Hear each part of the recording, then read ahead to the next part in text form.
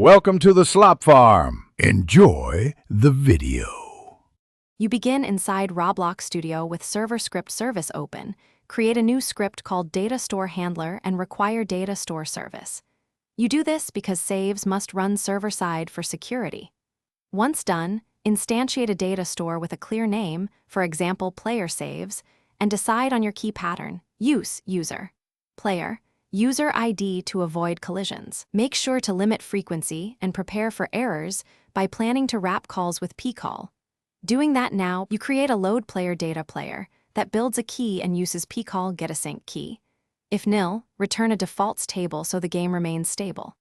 Next, you write save player data that uses pcall, setAsync key data, include an optional backup key with timestamp to recover from overwrite mistakes. Once done, add throttling, a per-player debounce, and limit saves to player removing and periodic autosaves. This prevents hitting rate limits and protects user experience. You now wire the functions to events. OnPlayer added call load player data and assign to a server table. OnPlayer removing call save player data and clear the table.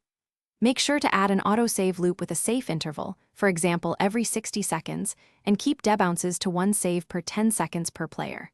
Finally, test with multiple clients and intentionally cause failures.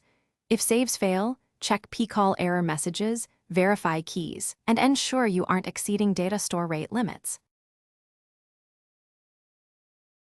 Thanks for watching. Consider subscribing if we helped you today.